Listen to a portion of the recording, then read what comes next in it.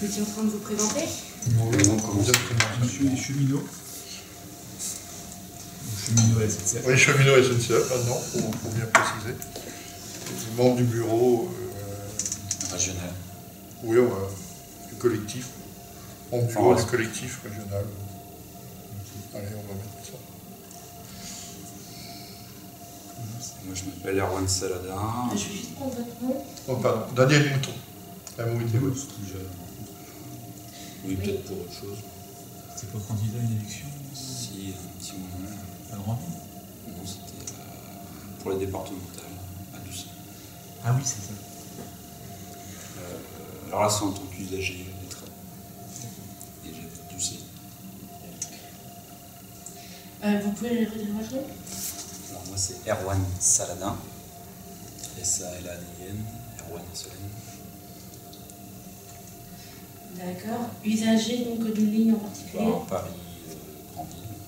Je prends le train souvent quand je peux à Villeux. Plutôt, parce que je fais vraiment rien. J'ai plus. D'accord. Et du coup, ce que vous faites, c'est que vous prenez le train d'avance jusqu'à...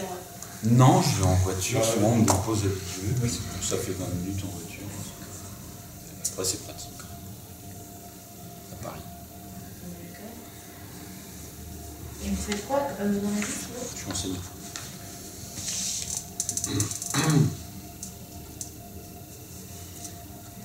Donc moi c'est Jean-Paul Rousselot, LOT.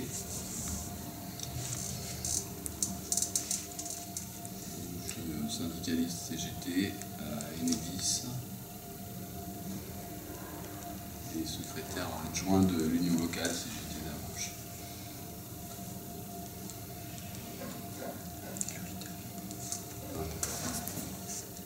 Et je suis usager aussi de la ligne Paris-Grandville, ou Caen-Paris aussi, parce que ça m'arrive de prendre le train à Caen, parce qu'il y a plus de retour, plus de trains au retour, il y en a un toutes les heures de Paris à Caen, que sur la ligne Paris-Grandville, il y a un train à 16h43, puis après c'est 18h50. Fin de compte, il y a 5 trajets et ils sont espacés de 3 heures chacun.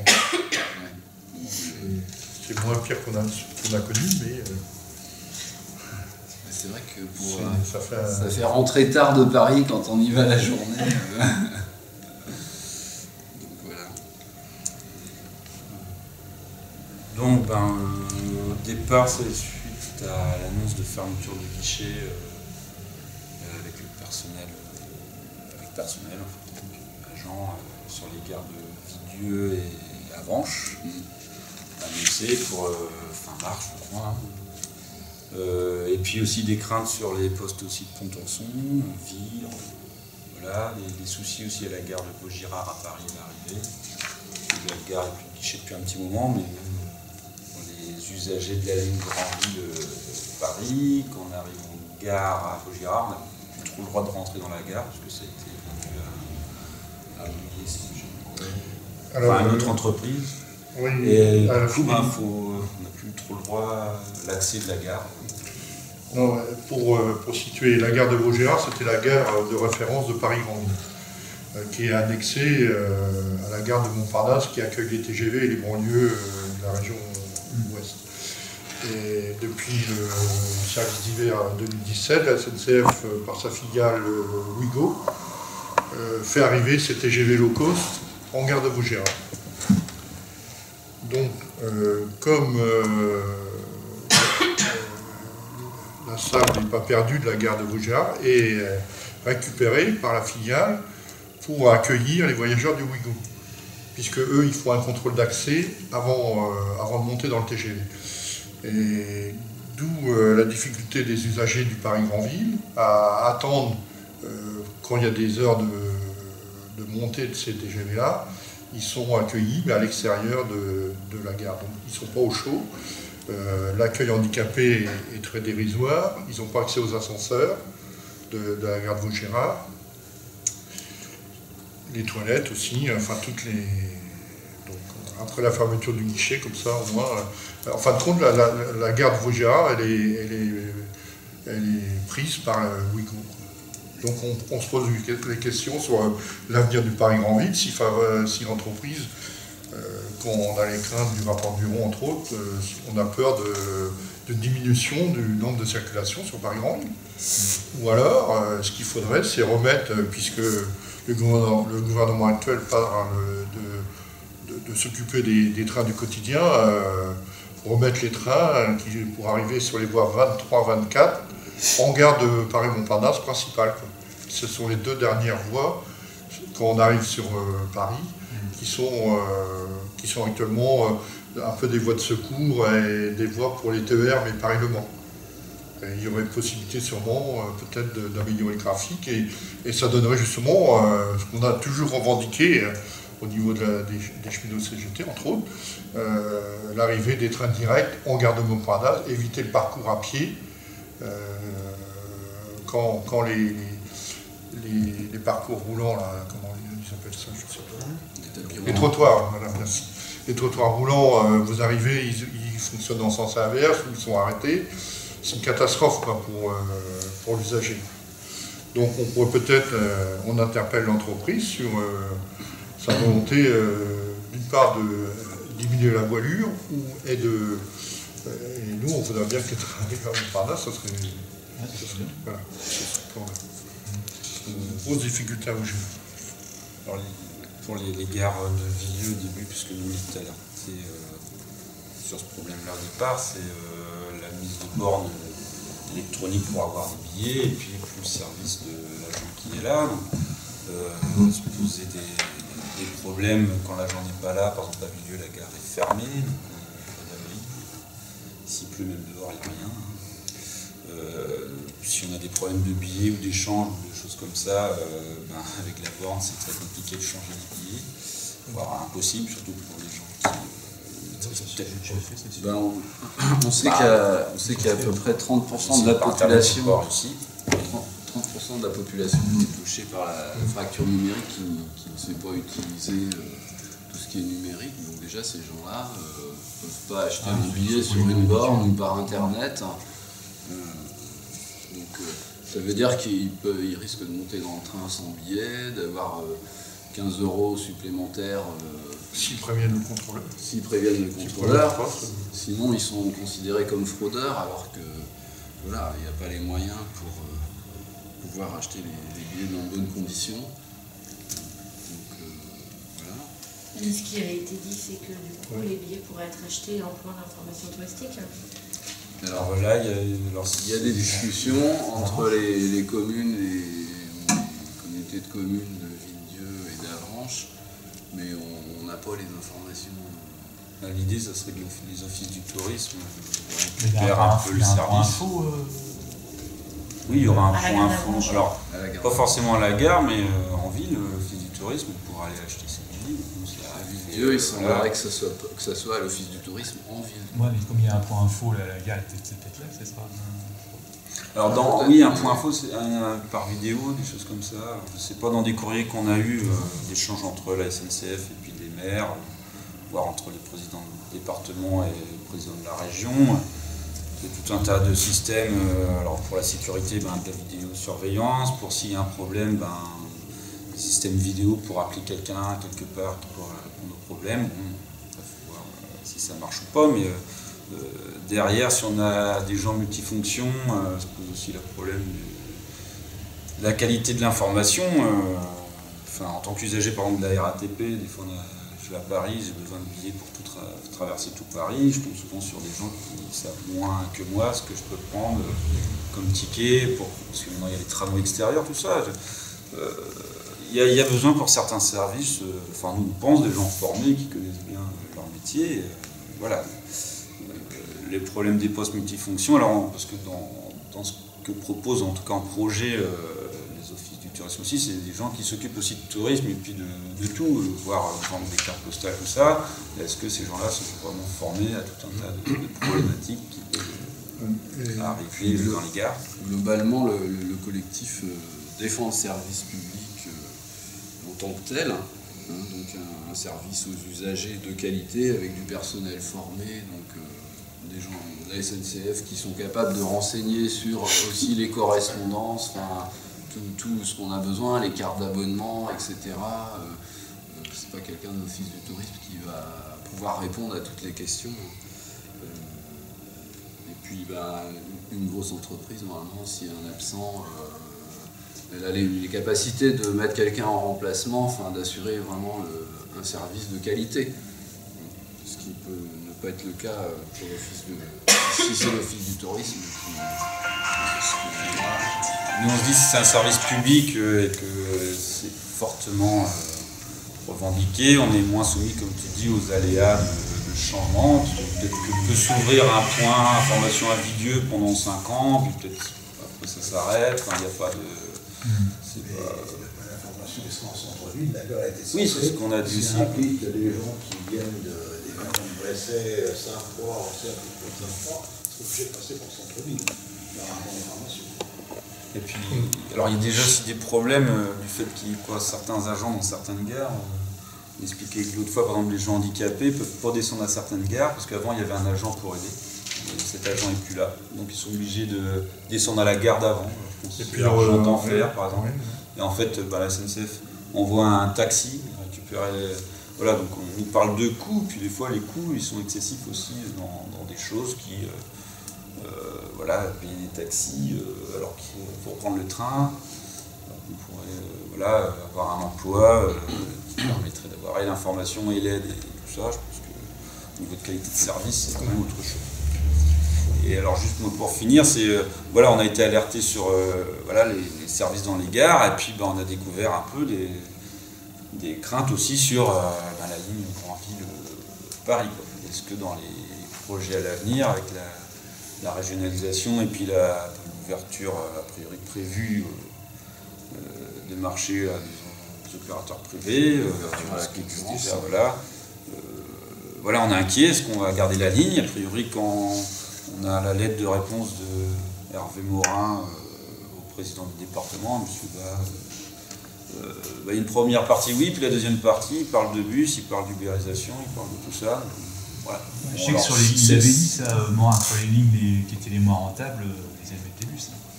Peut-être. Et il avait évoqué le Corrèze là-dessus. Oui, alors pourquoi? Alors, on fait, on défait, puisque on est en train de finir la rénovation de la ligne Caen-Rennes, pratiquement. On a encore quelques kilomètres au-dessus de Coutances. Et ça ne sert à rien d'avoir mis 18 millions d'euros dans la rénovation et mettre des bus sur la route. Il y a une incohérence complète. En plus, je rappelle que plusieurs associations avaient défendu le fait du 3e aller-retour Caen-Rennes, donc qui maintenait une circulation en matinée, une en milieu d'après-midi, en début d'après-midi et une en soirée. Et la solution préconisée par la région, par M. Morin, c'est de rabaisser de 3 allers-retours à 2. Et de mettre un bus sur la route, direct, qui ferait Caen, Avranches et Rennes. Bon, c'est déjà le cas avec les cars Macron. Oui. Alors, si on veut déborder sur les cars Macron, on s'aperçoit qu'il y avait il y avait pas loin d'une dizaine de sociétés d'autocars qui étaient sur aussi bien des filiales SNCF comme Ouibus. Ou d'autres, Flexibus, il y a toutes sortes de... Et il en reste plus que 3 les autres ont mis la clé sous la porte. Et moi, on ne trouve pas que la solution bus soit pérenne, puisque ce car-là, entre autres, il dessert que Avranches, alors que les TER sur Caen-Rennes desservent la préfecture Saint-Lô, Granville. Il y a un raccordement qui va commencer à être utilisé en fin d'année.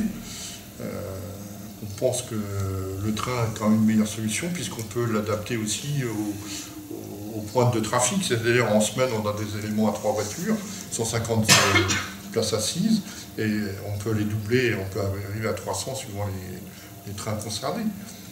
Alors, l'offre de la région, elle est compliquée, parce que d'un côté, elle prévoit au service d'hiver, comme ça a été annoncé, au service d'hiver décembre 2018, la création de 4 TER directs Caen-Granville. Direct, ça veut dire ils passeront par le raccordement. Ils auront les mêmes arrêts que les Caen-Rennes sur la portion normande, entre guillemets. Et ils seront terminus de Granville, mais quittent de les circulations sur Granville-Rennes. Alors, le conseil régional Bretagne, je ne sais pas, ils ont autre chose à penser.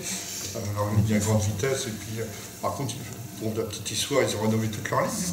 Même Dinan, Dinan, tout est. Et puis, pratiquement 85% du réseau est électrifié.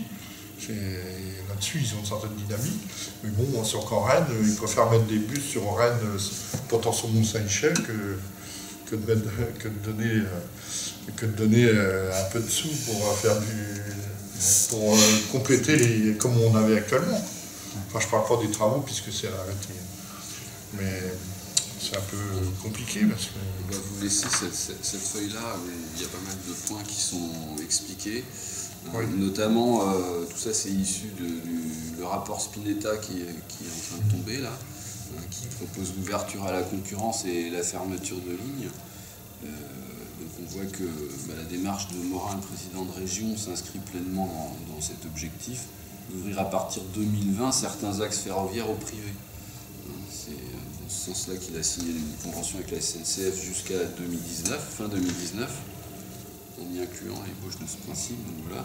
Et puis, pour dire sur les moyens, puisque on peut dire il n'y a pas de SNCF, c'est complètement faux, puisque les résultats de l'entreprise SNCF Mobilité enregistrent pour 2016 2,6 milliards de marge opérationnelle contre 2,28 milliards l'année précédente.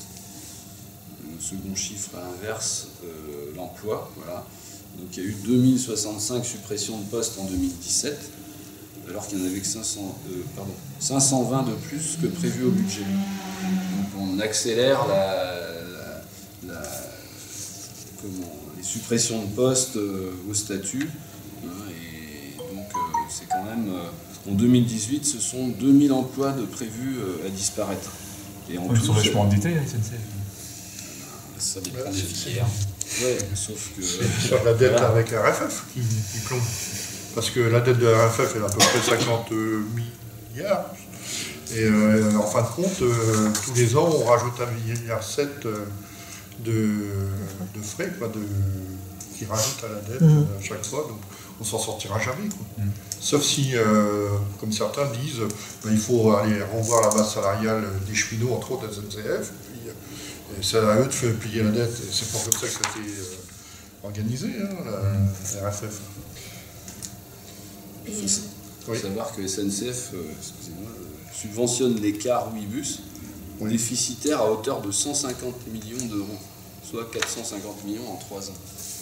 Donc on préfère organiser la concurrence avec des filiales qui sont subventionnées par la SNCF plutôt que d'organiser un meilleur service public, une adaptation tarifaire des transports ferroviaires avec, pour les gens les étudiants, enfin, il y a moyen d'adapter mieux les tarifs pour qu'il y ait plus de monde dans les trains, parce qu'effectivement, il y a les bus, il y a aussi Blablacar qui fait pas mal concurrence, mais avec une qualité de service qui est quand même pas la même chose que quand on voyage en train, et puis au niveau sécurité, c'est quand même bien plus sécurisant de voyager en train qu'en voiture avec des gens qu'on ne connaît pas forcément. Voilà. Donc, et puis, savoir que la SNCF a quand même touché 318 millions d'euros de CICE en 2014, 2015, 137 en 2016, avec 6000 emplois supprimés. Donc c'est quand même assez impressionnant. Après, on a dit, moi je suis pas un spécialiste au niveau du budget, on comprend bien qu'il y a des lignes qui sont plus rentables que d'autres, tout ça, mais voilà, est-ce qu'on doit garder ce qui est rentable? Est-ce que le train en France, ça doit être un service pour tout le monde? J'ai envie de dire, c'est le discours de Philippe Bas. Pour lui, la ligne Granville Paris via Flers, c'est la ligne qui relie tous les départements de la Normandie, enfin, sauf l'ancienne Normandie, mais voilà, c'est un lien peut-être à développer d'ailleurs pour les entreprises, et puis voilà. voilà, alors il y a aussi la question, on met des bus, en même temps on nous dit les bus ça pollue plus que les trains. Là, c'est tout un tas de questions qui voilà. Je voulais juste revenir sur ce que j'étais parti là sur les 4 allers-retours Caen-Granville. En fin de compte, ça ne coûte rien à l'entreprise. À savoir que si elle diminue la trame sur Caen-Rennes, ce qu'on appelle les kilomètres train qu'on perd sur Caen-Rennes, sont récupérés pour assurer les 4 allers-retours Caen-Granville. Je ne sais pas si... En fin de compte, on déshabille Pierre pour habiller Paul. Voilà ce que... Et ça, c'est pas... Ça, c'est de la fumée, quoi. Alors c'est bien, on n'est pas contre l'histoire de Caen-Rennes. On parlait éventuellement qu'on mettrait des Caen-Rennes via Granville, peut-être, que le vendredi et le dimanche. D'après ce que j'ai compris. Mais tout ça, en ce moment, tout est en négociation. On est en plein travaux sur la mobilité. Et c'est pour ça que je crois qu'il faut qu'on revienne à la création du collectif. C'est-à-dire que chacun dans son coin a des revendications au niveau des transports. Alors ça peut, c'est aussi bien, je sais pas si on a les statuts, dans les statuts, ça regroupe, j'ai une partie seulement, ça regroupe aussi bien des usagers du train, ça regroupe, ça peut faire adhérer des politiques, des syndicalistes, des associations, en fin de compte, tout citoyen peut adhérer au collectif. Et on s'est aperçu, alors ça a déclenché sur Avranches et Villedieu à la fermeture des guichets. Je rappellerai qu'il n'y a pas que Villedieu et Avranches, ça concerne quand même 14 gares de Normandie. Donc, alors, pour l'instant, quoi. Alors peut-être pour certaines, pas de fermeture comme ils ont décidé sur Avranches, mais avec des réductions d'horaire encore. Donc, plus on va réduire la trame, moins les citoyens vont être satisfaits. Et dans la Manche, c'est combien de gares concernées? Dans la Manche, bon, alors Avranches-Villedieu, Coutances, réduction d'horaire, 40 ans. Granville aussi, je crois. Au Granville aussi, oui. Je crois qu'il y a ce Saint-Lô qui ne doit pas être trop touché. 40 ans, Valogne. Et puis dans d'autres documents, il y a des inquiétudes pour Pontorson aussi. Mais enfin, on voit bien l'optique de ce qu'ils veulent faire. Alors après, sur les gares qui pourraient être des points multimodales, nous, on n'est pas entièrement contre, c'est ce que je veux dire. À savoir qu'il peut toujours y rester un guichet SNCF avec des personnels de l'entreprise. Et puis, comme l'exemple qui nous a été fourni, comme à Vire, le maire de Vire a présenté un projet dernièrement sur l'annexation de la gare routière. Donc, comme la gare est pratiquement vide, il y a moyen de réaménager la gare et que chacun trouve... justement, plus on va tirer des gens de la gare routière, de la gare SNCF, on parle aussi de location de vélos, de multimodal, il y a plein de choses intéressantes. Sauf que sur l'emploi et la qualification des salariés qui vont vendre des billets, ils risquent de vendre que dans ces choses-là que des billets TER. Et il faudra par contre peut-être aller au guichet, mais avec un peu comme une vidéo de téléconférence. Et puis l'usager, il sera en relation avec quelqu'un qui sera une expérimentation qui veut être faite à Vire, apparemment, d'après ce que j'ai compris. Alors, ça peut pallier à un moment. Mais imaginons qu'il y ait une recrue de trafic et il y a encore plus de monde s'il y a... parce que pour vendre un billet de Granville, par exemple, à Moutier, dans les Alpes, pour aller à la neige, quoi, à Chamonix... J'ai fait l'expérience à Villedieu, Perpignan. Ouais. Déjà, la personne au guichet a passé un quart d'heure avant... Ça met du temps parce que... Et le retour, bien souvent, il faut passer une nuit à l'hôtel à Paris. Oui, ça c'est les difficultés aussi peut-être de correspondance. déjà, oui, il faut reconnaître que les personnels, moi, pour les avoir vus l'autre jour à la gare, dès qu'il y a 3 personnes, si c'est des billets un petit peu compliqués, ça dure une demi-heure, quoi.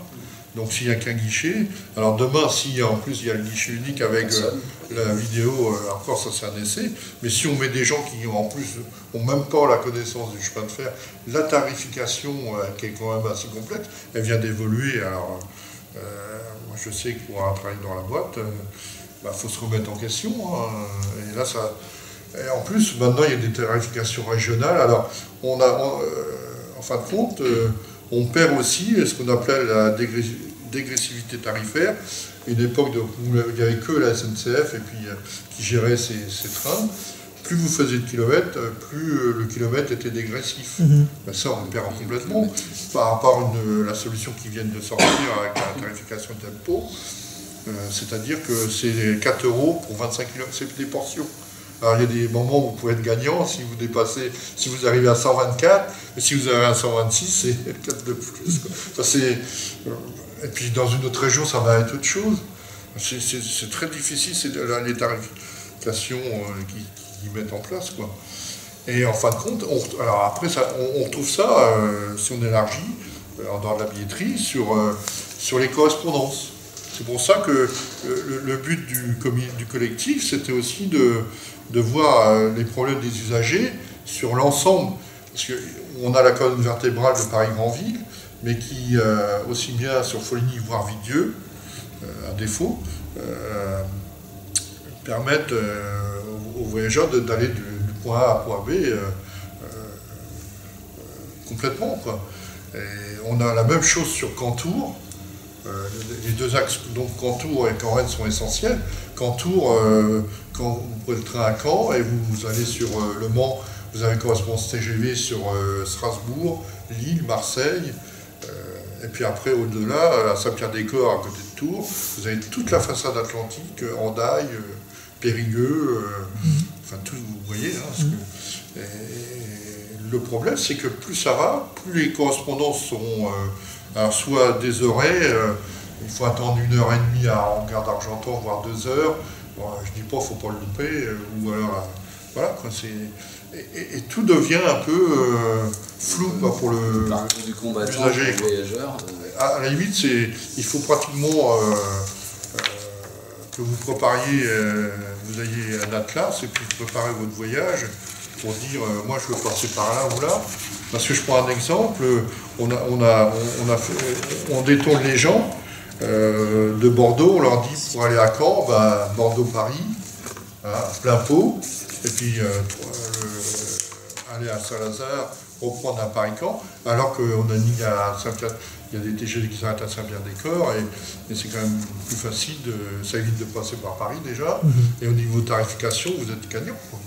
Et ça, même dans les ventes de billets, on s'aperçoit que si vous ne connaissez pas le terrain, vous perdez de l'argent. C'est du racket, racket complet. Je prenais l'exemple de Tours, mais c'était pareil. Pour Nantes, l'autre jour, moi j'ai cherché pour aller à Nantes, en dehors des travaux actuels, mais de Granville, on m'a envoyé Granville quand même par Argentan, mais c'est tout juste si on ne m'envoyait pas à Paris, on prend à Paris-Nantes. Alors qu'on peut très bien aussi passer par Rennes. Ouais, tout devient voilà, flou. Voilà. Après, alors c'est une question peut-être de plus loin, mais avec la régionalisation des lignes, si on va vers vraiment une privatisation plus forte que... Parce que là, il y a déjà des lignes un petit peu des opérateurs privés sur certaines lignes, mais on peut s'imaginer que d'une région à l'autre, c'est pas le même opérateur, ou comme tu dis, peut-être il y a certaines régions, c'est tel opérateur, donc il va peut-être inciter les gens à faire des grands détours pour rester sur le même opérateur, ou des fois, quand on cherche sur un trajet un billet, on ne peut pas passer par le même opérateur, ça peut être très, très compliqué pour certaines personnes. Comme on l'a dit, avec des lignes qui resteront plus ou moins suivant le fait que l'opérateur, il gagne ou pas, s'il ne gagne pas, il sera à la ligne, il y aura peut-être personne des interrogations. Alors après, c'est parce qu'il n'y a pas longtemps, j'ai vu un article sur les trains en Angleterre, c'est peut-être l'exemple extrême, mais quelque chose c'était sous Thatcher, donc ça remonte déjà peut-être 25 ans, je sais plus. Donc ça, privatisation des lignes, alors baisse des prix globalement. Après, quand on voit aussi sur certaines lignes aujourd'hui, c'est le prix moins cher, mais si on veut une prise, il faut payer en plus. Si on veut ceci, il faut payer en plus. Donc c'est moins cher si on ne prend pas le confort avec. Et aujourd'hui, ben, chaque petite région a ses opérateurs, il n'y a pas de lien, ça ne marche pas. Et a priori, un sondage est sorti en Angleterre, où 80% des Anglais voudraient une renationalisation des voies ferrées, parce que les opérateurs, parce que ben, très difficile de prendre le train, d'arriver à l'heure, d'être sûr d'avoir la correspondance. C'est quelque chose peut-être plus national. Au niveau des correspondances, c'est peut-être plus facile de communiquer, se coordonner pour que ça soit... Voilà. On n'arrive pas à un endroit, puis comme pour les avions des fois, quand c'est pas les mêmes lignes, il n'y a plus de départ pour l'état d'après. Voilà, en gros, donc, voilà, en tant qu'usager, c'est beaucoup de... D'être combien dans le comité? Alors, le comité il a été créé la semaine dernière, hein, c'est pas... Okay. Alors oui, mardi dernier, c'est ça? Alors, mardi dernier, on voulait, parce que l'idée est partie de 3 personnes, donc on a envoyé une information aux gens qu'on connaissait un petit peu pour essayer de se regrouper, pour voir comment on pourrait construire un collectif. Et là, il y a quand même une vingtaine de personnes qui sont venues, et il y a eu des journalistes aussi à venir. Donc cette réunion qui n'était pas forcément une réunion de création, en fait, c'est trouver un petit peu, une réunion de création, alors que c'était pas ça au départ, parce que nous on voulait voir s'il y avait des gens intéressés pour plutôt faire une réunion, celle qu'on fera donc le 16 février, une vraie réunion publique, pour, en espérant que là il y a un petit peu plus de monde, donc ça sera ici à 20h30 dans la même salle, la salle du commandant Vindel. Où là on a fait plus d'affiches, on nous a conviés aussi si vous pouvez relayer l'information. Ah d'accord, il y a une réunion publique. Ouais. On va essayer aussi de développer tous les moyens de communication pour qu'il y ait un plus grand nombre de personnes, et là peut-être faire quelque chose de plus construit au niveau du collectif. Alors déjà, on fera signer des pétitions. C'est parce qu'entre temps... Elle n'est pas créée. Alors, on peut dire qu'il y a une antenne de créer, mais qui a besoin peut-être de se structurer définitivement. Mais il a fallu qu'on accélère un petit peu, parce que entre le moment où on a eu les échéances, c'était là, on a appris qu'il y avait d'autres collectifs qui se créaient dans la région, et notamment à Argentan. Il y avait une réunion le lundi, 5 février, de création d'un collectif sur les mêmes bases au niveau régional. Enfin, en tout cas sur 3 axes ferroviaires. Donc il a fallu peut-être qu'on envoie quand même des gens pour représenter la branche. Donc voilà. En fait, Daniel et moi sommes allés à la création du collectif à Argentan. Donc on est, Daniel est membre du bureau. Oui. Moi je suis au conseil d'administration aussi pour représenter le comité local de la branche. Et puis l'idée maintenant c'est de faire participer les usagers à la défense de leur service public. C'est-à-dire, déjà, ça passe par les guichets, après, le collectif, c'est plus large, mais on va dire que le comité local sur le Sud-Manche va s'attacher surtout à défendre l'ouverture des gares, l'accueil dans les gares. Donc on va faire signer des pétitions avec... C'est simple, c'est 3 lignes. Maintenir des guichets avec du personnel SNCF dans les gares de Villedieu, Avranches, dans les mêmes horaires que le service de 2017. Améliorer l'accueil dans les gares, ça notamment la gare de Villedieu qui est fermée au départ des trains, c'est insupportable. On voit les gens sous la pluie, il n'y a pas d'abri, c'est pas du service public. Et d'avoir une politique tarifaire adaptée pour les transports quotidiens et les autres déplacements. Donc, pour adhérer, il y aura un bulletin d'adhésion pour les gens qui veulent adhérer au collectif citoyen, qui est de 10 € par adhérent. Et puis il y aura des adhésions collectives pour des structures comme des syndicats, des associations qui pourront aussi adhérer au collectif. Alors, vous défendez à peu près la même cause que la VPCR, par exemple, sur la ligne Corne. Alors, Vous n'avez pas de lien, vous êtes concurrents, c'est pas la même mouvance politique. Bah écoutez, on va pas le noter parce qu'on va pas faire de provocation avec eux. Non, mais Moi, je vais aussi à la Réunion, c'est ça? Je vais vous situer. Non, mais pour donner quand même, faut donner la vérité des prix, j'appelle ça. Le problème avec la DCPR, j'y étais adhérent, j'étais cheminot actif, et un jour ils m'ont dit, moi, même si on se bagarre, on a des points communs, c'est sûr, c'est la défense du rail. Sauf qu'ils sont quand même, eux, adhérents à la FNOT, Fédération Nationale, qui est un peu plus restreinte. Eux, ils font pas la différence entre la SNCF, les cars Macron, allez, on met tout ça dans le même... non. Bon.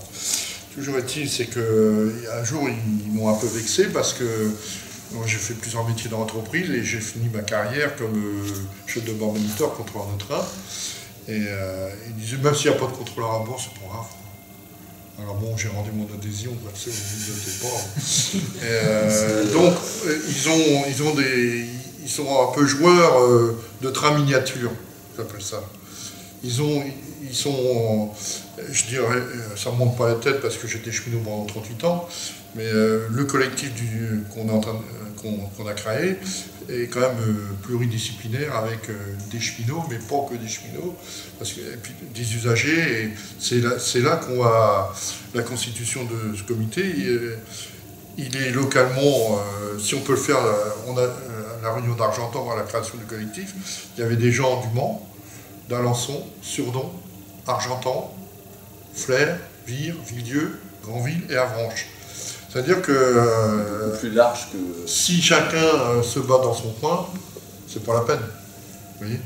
Donc c'est la réunion de tout l'ensemble des citoyens, usagers, cheminots, et la TCPR, elle se donne, sans pousser des ailes, en disant que elle est la seule interlocutrice de l'entreprise, du conseil régional et de la SNCF.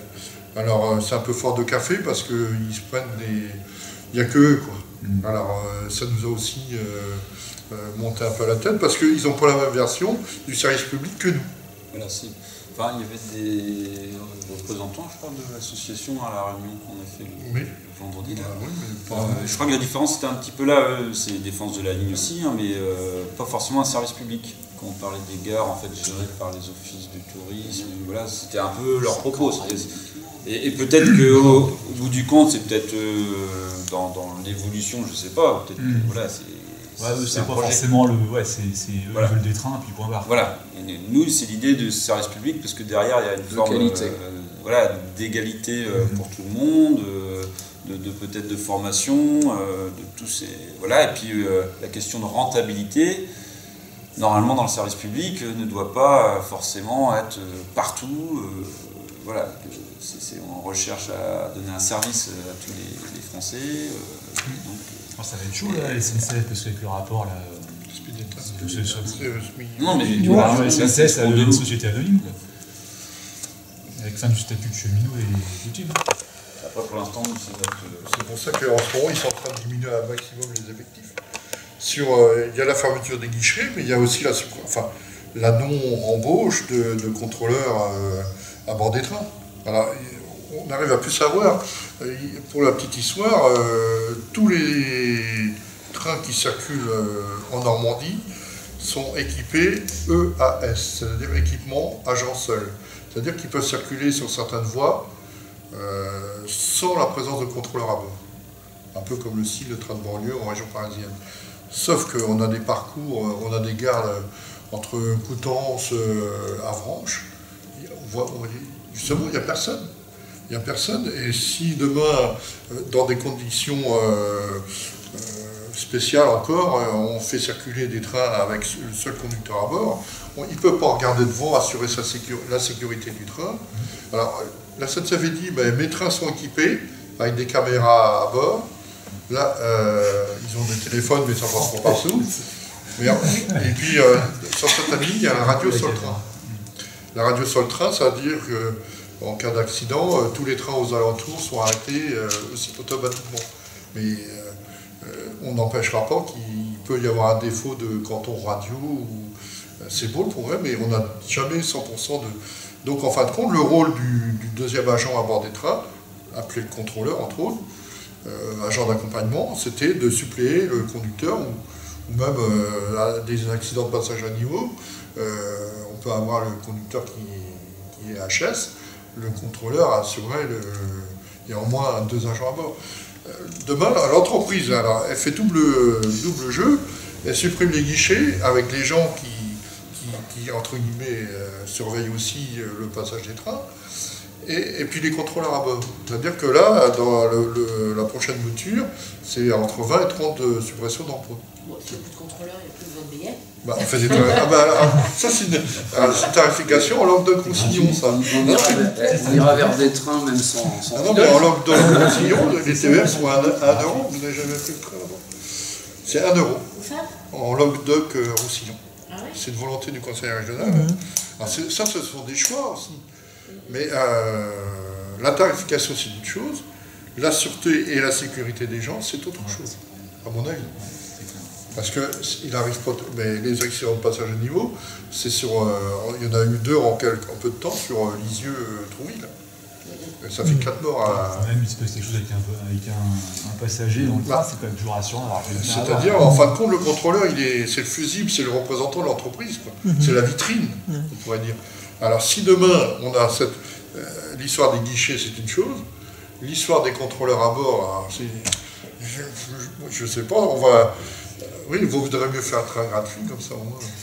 Mais vous savez, il y a des dirigeants de l'entreprise, ça vous le notez pas parce qu'on va parler dans la provoque, qui disaient, écoutez, moins de contrôleurs à bord des trains, il y aura moins d'agressions. Voilà. Et on a des gens chez nous qui sont capables du pire et du meilleur, et des politiques aussi. Les gens, ils vont se battre entre eux, parce qu'il y aura le gars qui fumera son chichon, l'autre, les rangers sur les sièges, qui voudra garder son vase clos avec ses 4 sièges. Et c'est... Bon voilà, vous connaissez, vous voyez ce que ça peut donner. On arrive à... quelque chose, mais en premier lieu, c'est quand même la sécurité, la sûreté des... Je prends un autre exemple, quelqu'un qui tombe d'un quai verglacé, s'il a son billet, il peut se reporter contre l'entreprise et faire constater par le contrôleur du train. Autrement, zéro patate. Tout va évoluer dans le on n'aborde pas les vrais sujets. Hein, on vous dit, c'est mieux qu'avant, les trains roulent plus vite. Alors, mais on leurre tout le temps. On a vu l'électrification, j'élargis un peu le débat, mais la ligne Paris-Cherbourg. En 1975, on mettait moins de temps pour faire Paris-Caen que l'actuel. Et alors qu'on a électrifié la ligne, donc plus de puissance, de réserve de puissance, et des portions à 200 à l'heure. Donc plus de passage à niveau, ça c'est très bien. Mais on met plus de temps qu'il y a 30 ans, il y a 40 ans, 50 ans. C'est impressionnant. Oui. Oui, c'est impressionnant. Et pourquoi? C'est quoi à l'époque, il y avait les turbotrains, pour ceux qui le moins de 20 ans ne peuvent pas connaître. Les turbotrains orange et gris, qui roulaient seulement à 160 et qui n'étaient pas dérangés aussi.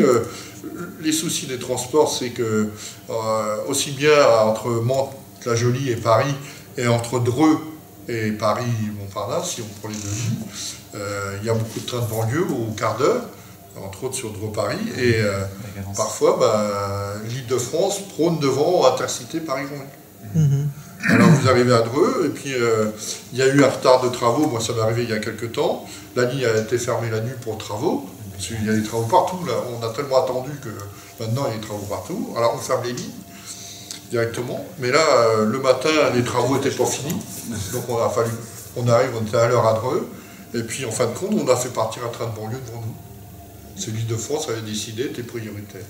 Si bien on s'est traîné à 60 km/h jusqu'à Paris. Mais en fait, c'est saturé. Donc en fin de compte, ce qu'on demande, c'est une modernisation du réseau, mais la création de double voie ou alors d'installation des aiguillages qui permettent on peut aller sur une ligne à double voie, on peut faire circuler 2 trains dans le même sens. Et à la même vitesse. On aurait pu, même s'ils avaient envoyé, je prends l'exemple de Dreux, ils auraient pu envoyer leur train de banlieue et puis nous faire passer, ça s'appelle en IPCS, installation permanente de circulation à contresens, et on le doublait, et puis en fin de compte, on donne pas les moyens à l'entreprise de s'en sortir, quoi. Et dans le cas de Mantes-la-Jolie, Paris, c'est pareil, sur Paris-Rouen et Le Havre, et Cherbourg, c'est les trains de banlieue, quoi, il faudrait qu'on ait notre voie réservée. Donc les investissements ne sont pas à la hauteur de ce qu'il faudrait. Juste, du coup, la création officielle de ce collectif, Alors. moi j'aimerais bien avoir la date quand même de... Ah ben ça y est, il est Alors. créé en fait Il est créé depuis quand, du coup? depuis le 5 février. Depuis le 5 février. Le 5 Ah, le février. collectif régional. Parce que nous, on est un comité local, mais on n'a pas de statut, quoi. On est membre de l'association. Il a un statut d'association 1901, le collectif. C'est pour ça qu'il y a une adhésion, parce qu'il y aura besoin un peu de financement pour éditer des publications, pour des déplacements, pour aller rencontrer les politiques, etc. Donc, il est créé depuis le 5 février. En fin de compte, c'est l'émanation de la colère des usagers, des cheminots, qui notent le dysfonctionnement. C'est le même principe qu'à l'hôpital, quoi. Je veux dire, tous les services publics sont mis à rude épreuve, et la seule variable d'ajustement, c'est le personnel, quoi. Je cherche super mes mots. C'est la masse salariale, quoi, on parle que de ça. Mais il y a aussi un comité des usagers du Paris-Grandville qui existe. Il y a une ou deux associations, mais c'est pareil, ils prônent la privatisation, on ne peut pas être d'accord. Après, il y a, c'est un hasard aussi, dans la presse, on a vu parler de comité de vigilance de la France Insoumise aussi, donc, du côté du VIR aussi, Oui, fait ça des a l'air actions. Donc, il y a plein de... C'est vrai qu'en ce moment, il y a plein d'associations, de comités qui se créent aussi, qui existaient, mais qui sont rentrés dans le collectif, là, justement. La Ouais. France Insoumise de VIR a adhéré au collectif. Donc, le but, c'est d'élargir pour être le plus nombreux possible à créer en quelque sorte un rapport de force vis-à-vis des politiques, des décideurs et de l'État, quoi, hein, pour orienter vers une qualité de service public La France adaptée. Insoumise fait partie du collectif. sera franchi. Tout à l'heure, on parlait de subjectif politique, mais maintenant, derrière ça, France Insoumise, c'est bien. Disons qu'au niveau régional, il y a des gens qui sont venus, moi je sais pas. Il y a des gens du PC, il y a des gens de la France Il y a des Insoumise. amis élus de la France Insoumise qui viennent dans le collectif. C'est pas obligatoirement. Oui, voilà, puis il y a des gens, on ne sait pas s'ils font partie de la France Insoumise. C'est déjà. Il faut pas faire partie de la France Insoumise pour adhérer au collectif. Ah ben, on peut faire partie de. On peut faire partie de. Citoyens. Chacun peut venir. Non, mais c'est juste que dans la presse, à un moment, parce que nous on a fait notre réunion du vendredi, il y a eu des articles en disant qu'il y avait des comités France Insoumise qui se créaient. Mais nous, c'est pas la même chose en fait. Alors après, peut-être que ces comités intègrent d'autres comités après, je sais pas. Hein. Voilà, nous, le but du collectif, c'était de créer un rassemblement, on pourrait dire entre guillemets, sur la Basse-Normandie, sur l'ex-Basse-Normandie, puisqu'on parle de Caen-Rennes, Caen-Tours et Paris-Grandville. Après, justement, une fois que le collectif est créé, Avranches a commencé à travailler, donc on s'est revus, et en fin de compte, chaque collectif local, Grandville demain, Vire, a des revendications plus spécifiques, quoi. Les gens d'Avranches ont pas la même revendication que les gens d'Alençon. Dans l'immédiat. Dans l'immédiat, quoi. Mais en fin de compte, le mouvement d'usagers, de partis politiques, de syndicats, etc., dans tout ce qu'on a mis dans les statuts, permet d'avoir une expertise plus globale et puis pour pouvoir donner des revendications au niveau de la région, quoi, et d'être aussi un autre interlocuteur que la DCPR, entre autres. Il peut y avoir aussi des collectivités locales qui adhèrent au collectif. Oui, il y a un maire qui Ça regroupe des usagers, des cheminots, des entités syndicales, des collectivités locales, des citoyens acteurs de la vie locale, des militants politiques, associations dans le respect des sensibilités, moi, des choix je d'action. parler d'une, mais je n'ai pas la... C'est pas écrit noir sur blanc. Il y a un maire qui est venu à notre réunion et puis qui nous a donné quelques informations qu'il avait en tant que maire. Oui, puis qui va. Bah là, on est un peu jeune là-dessus, puisque ça fait en un mois, on a pas mal bossé, quoi, mais je pense Après, donc nous, vous aviez on va dire l'antenne vous avez locale un en fait site, va ouais. peut-être plus prendre forme le 16 là, avec les gens qui sont là, qui veulent s'occuper de ceci, de cela. Après, on espère qu'on aura déjà une date pour faire une première action visible, quoi, parce que le but c'est quand même d'alerter les gens qui décident un petit peu. Je pense que c'est. Et si possible que cette journée soit la même au niveau régional. Mais ça, Ouais, c'est-à-dire que l'accumulation des problèmes peut faire que on revendique tous le même jour par une distribution de travail de signature de pétition sur la région. Que si, ce que je disais tout à l'heure, si chacun travaille dans son coin, à Avranches, il y aura beau il y avoir 1000 personnes à la gare d'Avranches. On va solliciter 2-3 personnes différentes sur des comités différents, le même usager sur les mêmes problèmes. Il ne faut pas comprendre pourquoi on vient avec 3 pétitions différentes. Non, mais la pétition, pour l'instant, elle est oui, c'est parce qu'il y a, par exemple, à Villieu, il y a eu un groupe du comité de vigilance de la France Insoumise qui a déjà fait signer une pétition, mais c'est pas du tout parce que nous, on a sorti. Et par rapport à la fermeture du guichet à Avranches à la gare, vous avez une date de fermeture, non? C'est annoncé 31 mars. 31 mars officiellement. Est-ce que vous avez eu une confirmation officielle de la SNCF sur ces fermetures? Eh ben, nous, on a quelques infos au niveau du comité d'établissement SNCF de la région Normandie. Mais ils sont mielleux parce que les discussions sont en cours avec les maires. Donc, le directeur de SNCF régional, M. Dupont, a joué le représentant de commerce dans les villes pour dire si vous vouliez nous acheter la gare, ça nous arrangerait bien. Mais bon, on va pas lui faire tout ça, monsieur. Mais voilà, il y a eu un démarchage pour. Disons que c'était une les date maires réfléchissent, d'objectif. Après, voilà, selon ce qui peut se passer, mais déjà en novembre, il y a un article. Oui, Armand GCE qui m'a dit que c'était passé à l'ordre du jour. Excusez-moi. Qui en parlait déjà, qu'il y avait déjà eu des réponses. Et que c'était entériné. Et il parlait déjà de fin mars. Donc c'était suite à un CE, c'est ça, un comité d'entreprise de l'entreprise. Il y a eu plusieurs d'établissement. papiers, en fait. Un suite à un comité. Et là, syndicalement, c'est aussi, on va dire, pour la CGT, la date qu'ils ont, quoi.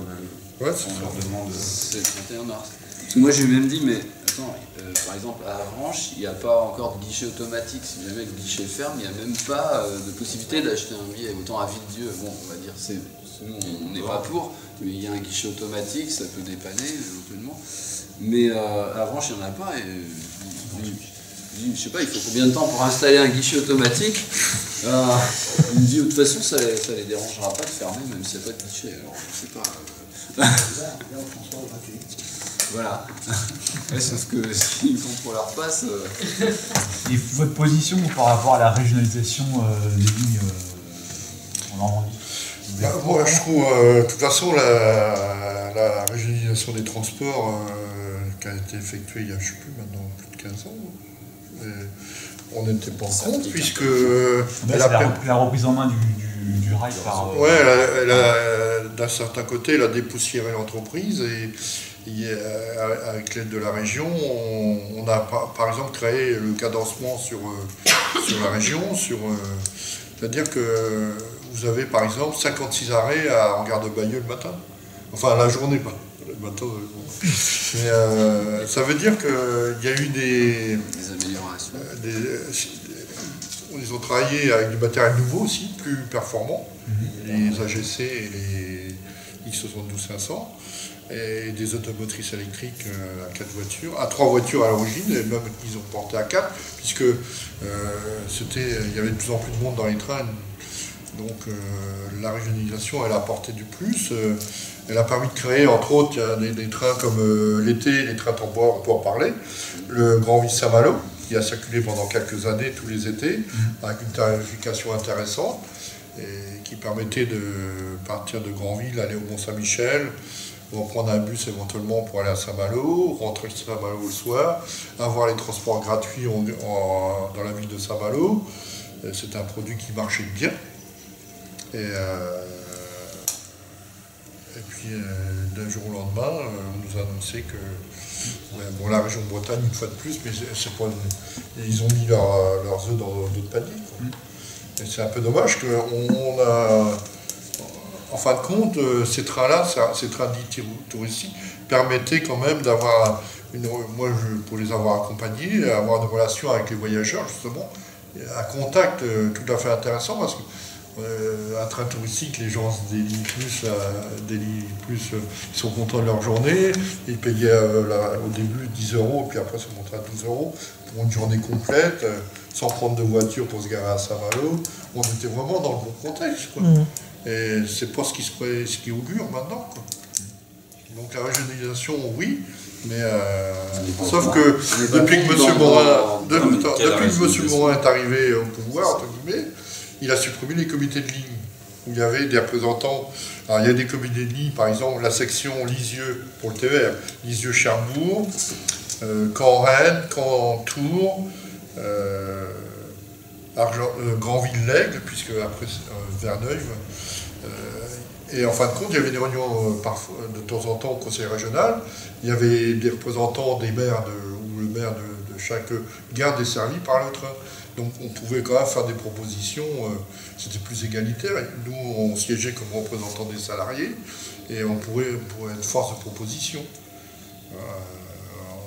Donc au moment où il y a eu la régionalisation, c'était intéressant parce que on a en tant que responsable de CE, on a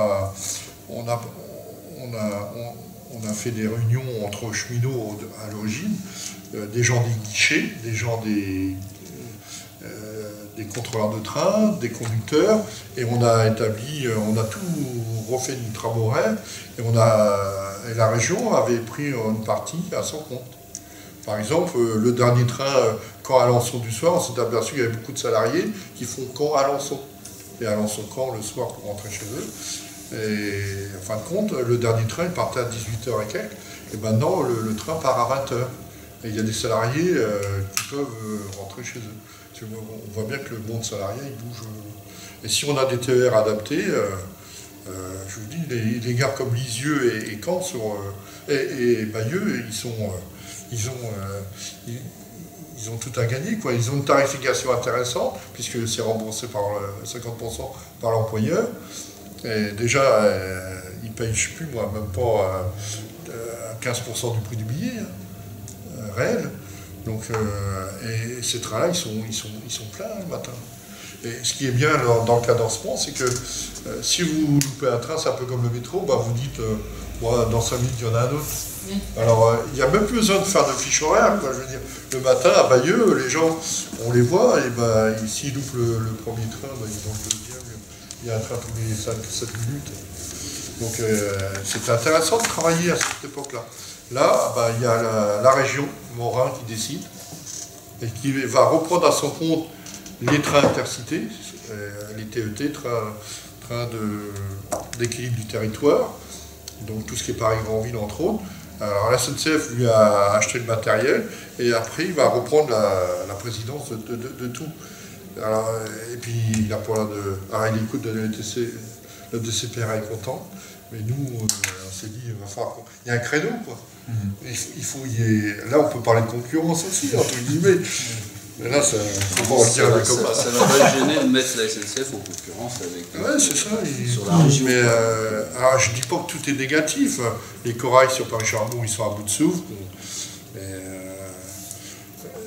il va y avoir du nouveau matériel, mais on peut être que d'accord, quoi.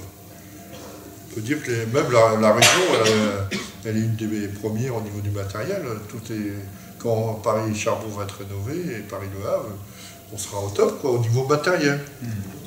Mais par contre, quand il y a eu la banalisation des trains sur diesel et électrique sur le Paris-Grandville, les autres régions n'ont pas voulu participer à l'achat du matériel. Non, c'est le conseil régional.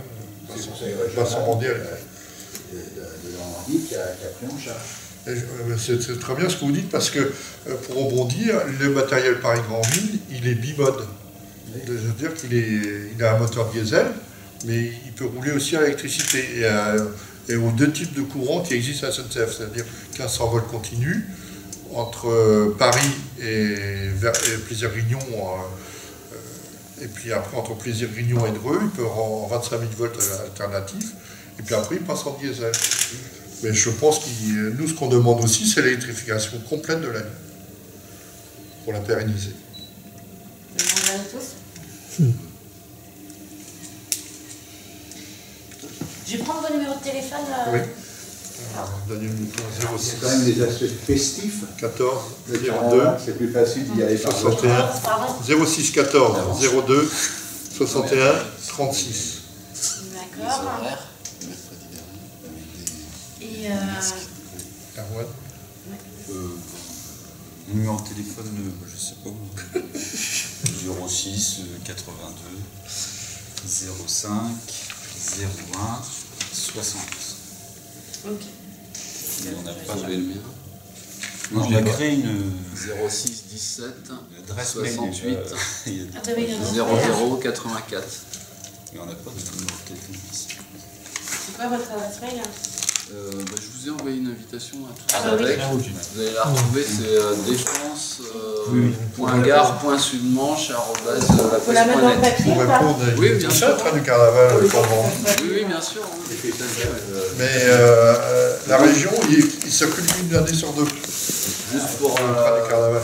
terminer, l'objet de la réunion publique, ça va être de rassembler des gens et puis de s'organiser avec les gens qui seront là et qui auront envie de participer à élargir le mouvement pour défendre Il y aura les une gares. signature de la pétition.